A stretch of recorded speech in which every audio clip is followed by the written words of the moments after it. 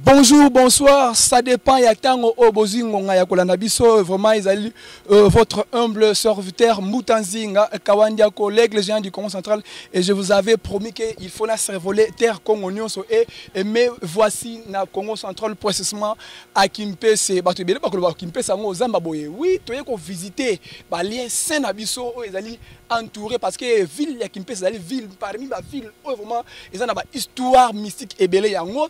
Tu es visiter parmi les places nabiso mystique au ezali na terre Congo nabiso. Tukamuna mbandukulu buna monongena mono iwantete ewantu kunu. Tukamulu vangulu lwanza buna monongena mono iwantete ewantu kunu. Mono iyalafa ye omega uvovele fumuzambi andiwe na ye wakala ye unakuiza mpungu tulendo mono iwatete ye wantu mono iyalafa ye omega uvovele fumuzambi andiwe na ye wakala ye unakuiza mpungu tulendo mono iwatete ye wantu kunu.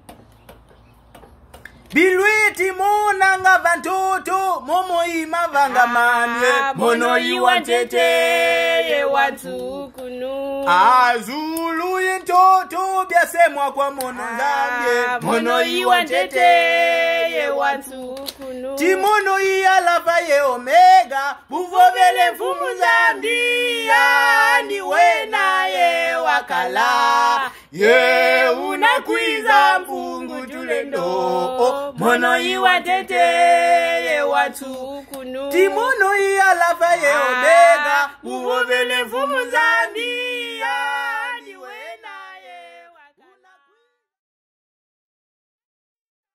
Alors, ceux qui te allient, idée moko to petite parole moko na cameraman nangai toko kenela dépa tout keneko visiter lieu sacré na biso vraiment bande ko nangai ezali parmi place vraiment et kenda sango na Kimpese to histoire vraiment tozoko kita malembe et nan de ko nangai kotango mbala liboso en tout cas toko kita malembe ya maimona place en muselulo wapi nzambe na ngai tata nzambe yoka kitoko ya place ya boye paysage ya boye vraiment o ezali esengo makasi vraiment vraiment na ebité batu bazalte to yekaka boye oyo Yves en tout cas awa mystique awa batu bazalte tu vas à côté, il y a malé, tout qui t'a vraiment, tout qui t'a ya maimona, mutamenga, mutantemo, nazoe bate awa toye wapi, ngambute toye koluka awa, ngambute toye koluka awa, a place à boye vraiment, qui t'a to comme na sekuna, vraiment ils allaient parmi ba place mystique. Il y a des bisika oyo ba koko na biso batika ba lien sacré na biso na ebité ce qui lumière réseau ko so biso vraiment ils ali vraiment bo supporter kaka photo contacter na molili kuna to kokota vraiment to visiter ba milliers sacré na biso ils ali ba milliers sacré nga na kobanga na ngai te na kobanga te vraiment na kokota na zo ba dimanche vraiment déjà monté les bali kobeta mais en tout cas tokozwa ba image tokozwa ya maimona en tout cas mutamenga awa na ebité mutanteza ba côté to komi awa na ebité soki bozo komona ngai vraiment to poussana ka vraiment to keneke vraiment tozwa ba image awa ezali ndako te ezali ndako ya ministre te on dit que Yves. Oh. Tout. Oh. On a voulu hein? Oh, yo mouniete. Oh.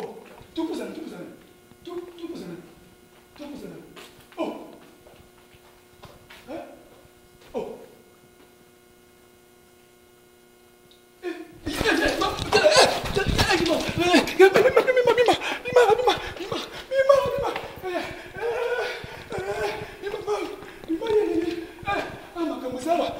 makambuza awa zambi mama mangambo kuluka oyo ana oyo makambo kuluka tulukia mama bima awa makambuza awa bima ya sala mbangu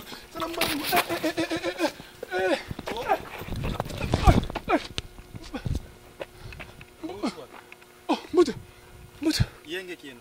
Yenge muta. Kwalo tuki. Muta. Boutwa. Tuti na. Akoti kuna makamto moni. Paudo muta. Muta tesa muta sana no.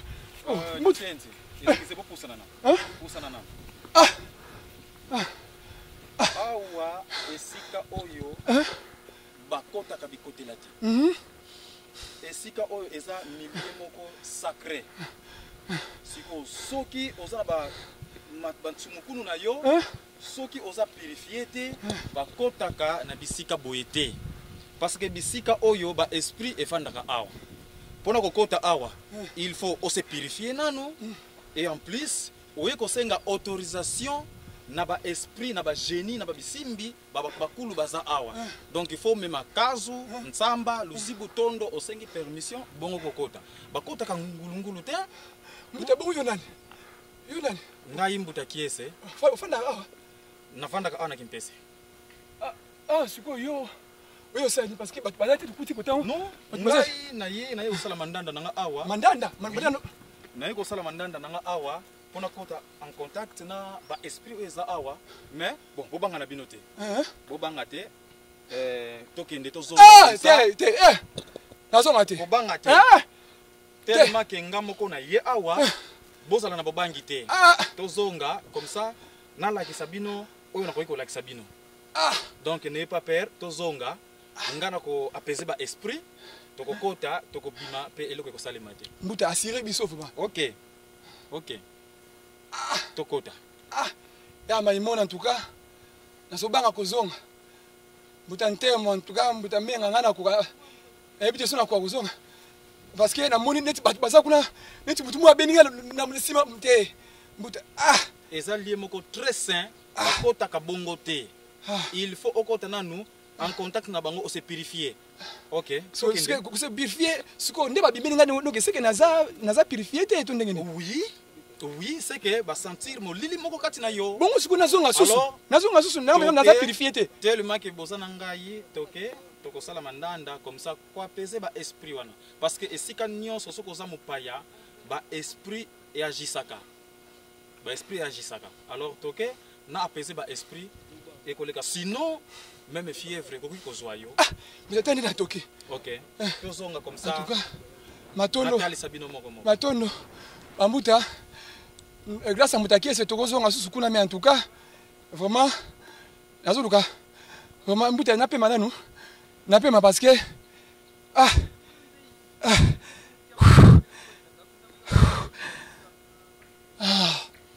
vraiment tozozonga ingeta tozonga naza kesa ope eza mabena biso obanga te ezaka ba principe nde na respecta kite mais en tout cas tozozonga en tout cas vraiment tozozonga ingeta